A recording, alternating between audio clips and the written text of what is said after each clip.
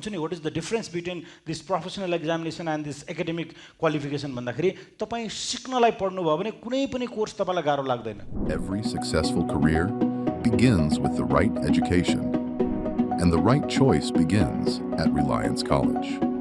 उलाई इन्ट्री चाहिँ मार्कसिट हेरेर आउँछ. मैले So हेर्नुस् है. education is important. Listen. होइन तपाईलाई मैले अब जस्तै सबैले एप्लाई गर्छ. म तपाईलाई रिसेन्ट नै भर्खर नोबेल बैंकले केही मान्छेहरू लिएको छ. मैले भने हामीले भ्याकेन्सी मागेका थियौं 25 जनाको, एप्लिकेसन आयो 10,000 को.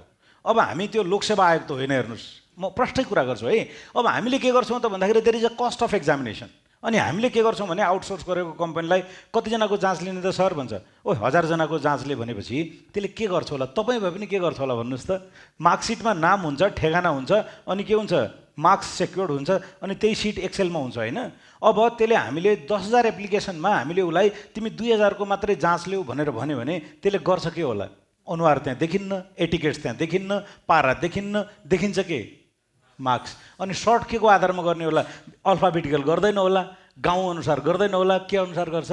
मार्क्स. हुन्छ के भन्दा मार्क्स सर गर्छ, 2000 जहाँ आयो कटअप गर्छ, तपाई चाहिँ कम्पिटिसन्समा माथिको नम्बर भयो भने तपाई जाँच दिन पायो, एक्जामिनेसनको लागि भएन भने आउट भयो है.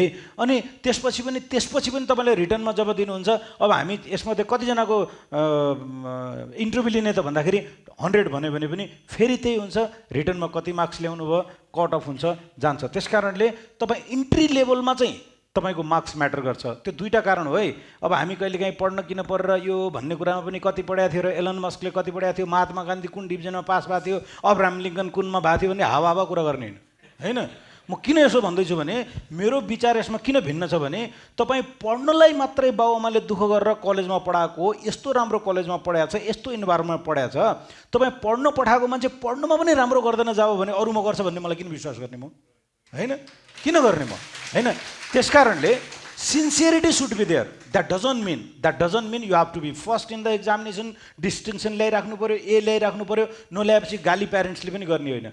उले सिन्सियरिटी पूर्वक मेहनत गरे हुनु पर्यो. तर उले त्यो अनुसार गर्न सकेन भने त्यसलाई डिमोटिभेट नगर्नुस्, फ्रस्ट्रेसन्स हुन्छ उलाई. तर सिन्सियरिटी चाहिँ देखिनु पर्यो. मोबाइल हेरिरहेछ, टिकटक हेर्दा राति 12 बजेसम्म बसिरहेछ, पढ्न लाग्दा 9 बजे झ्याप ट्याप ट्याप गरेर आँखा गरिरहेछ नि हुँदैन. त्यही भएर इन्ट्रीको लागि हेर्नुस्, तपाईले राम्रो नम्बर ल्याउनै पर्छ, सिक्नै पर्छ. सिक्नको लागि म अलिकति थप दिइहाल्छु यहाँ. म सीए पढ्दाखेरि मैले तपाईलाई भन्छु नि, what is the difference between this professional examination and this academic qualification भन्दाखेरि तपाई सिक्नलाई पढ्नु भयो भने कुनै पनि कोर्स तपाईलाई गाह्रो लाग्दैन.